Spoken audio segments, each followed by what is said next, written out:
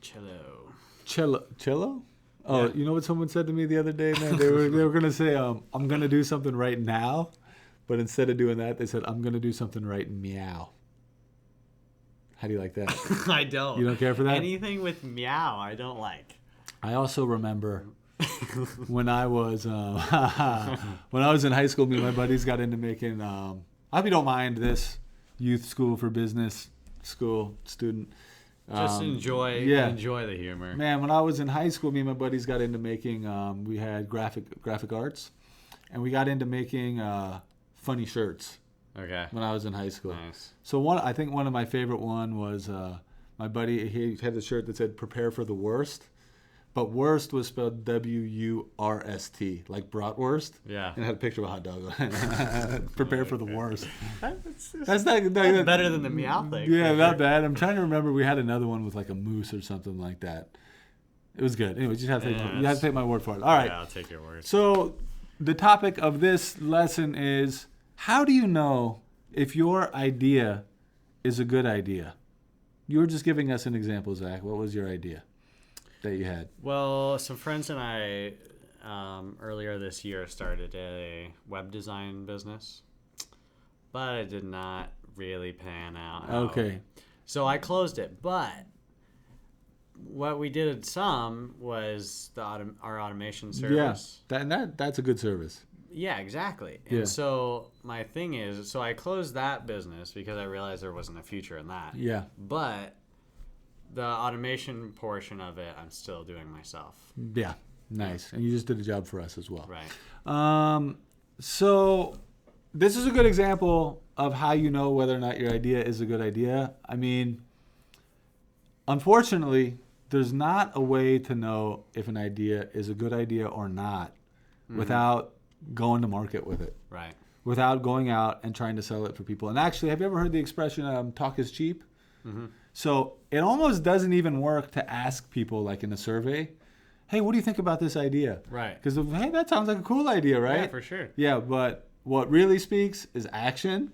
Getting them to pull the cash out of their Will wallet, you know? people give you the money? That's the thing.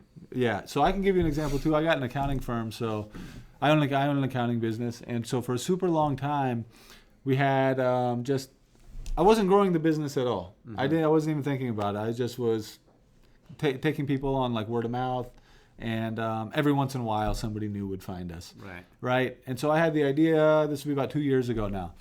I had the idea. I think the market for this particular type of business accounting that we do is much broader than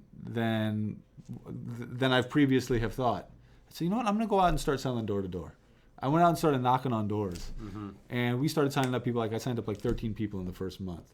Okay, so that was free. I just want to say this, like, in order to grow the business, I had to hire people. So you always got to spend money if you're going to sell something. So in my particular business, I'm selling labor. I hire people who do work, and then I mark it up, and then our customers pay for it. That's normal.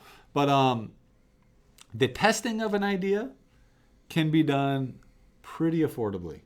In fact, I was just talking to one of my most successful clients about this, and I won't tell you exactly what he did, or what he does, but he just went to Office Depot. You know Office Depot? Yeah. He went to Office Depot. He bought this product that they sell there. So he's about to spend a little bit of money. I think he said he spent like $100.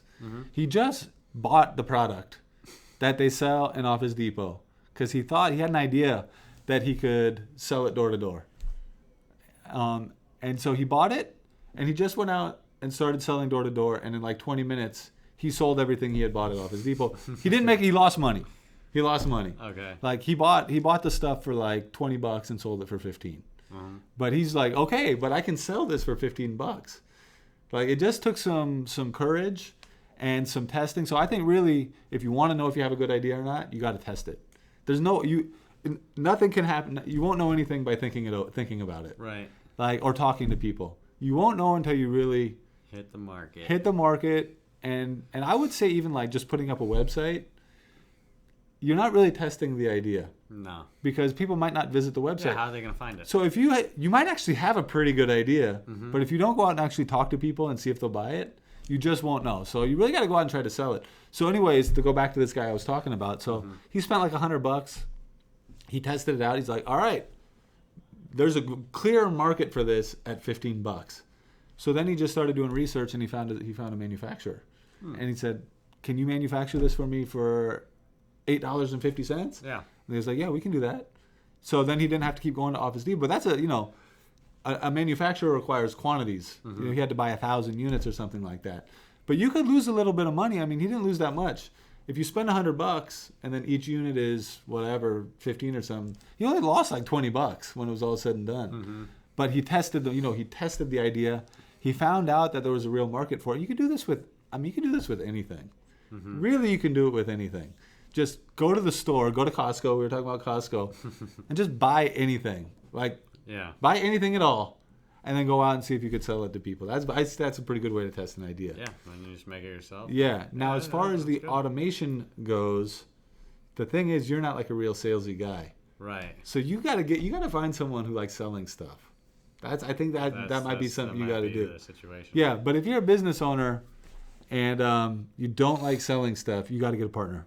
And honestly, if you are more into selling stuff, then it is highly likely that you're not going to be into like the actual details of the operation. So you're going to have to find someone who can help you with that.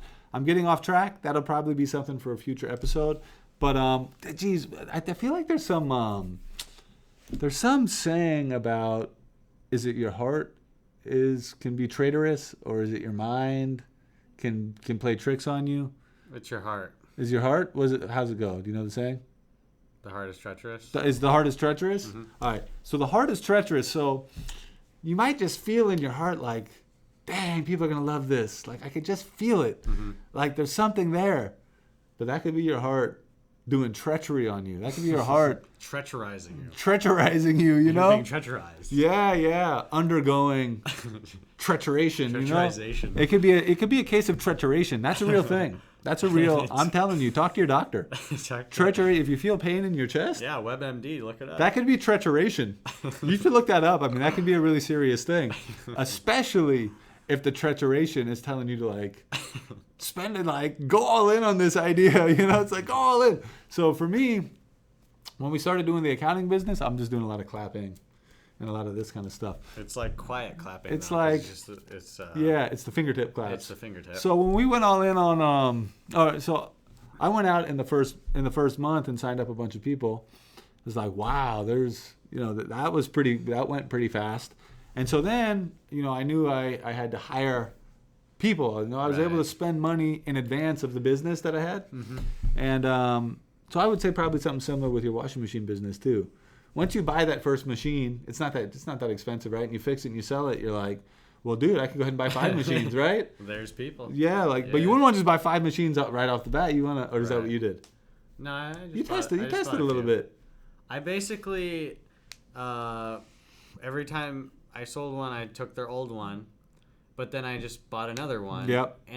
But then eventually it just started accumulating. You start to get a bunch. Yeah, but it would be a mistake to just take like your whole life savings and just dump it's like it all in. washing machines, and it's like buy like 50. I have like 50 washing machines in my backyard. Yeah, it's just like, and then you go out and try to sell them. They're like, no, we're good. We don't need to. We buy new. We don't need a used washing machine. It's like, dang it, man! I should have tried this out a little bit first. All of it. Yeah, so I think that's the number one. I wouldn't talk to your friends or your parents. I think, honestly, even experienced business people, you can't really do that either. Because even experienced business people get into businesses that fail. Like even really experienced business people, for sure, misread things. So I would say test it, get a little bit of money together, and just go test your idea, and that will be the real. That'll be like the real factor as to whether or not your idea is good or not. Best filter. The best filter. Anything to add there? That's it. Zip it up and zip it out.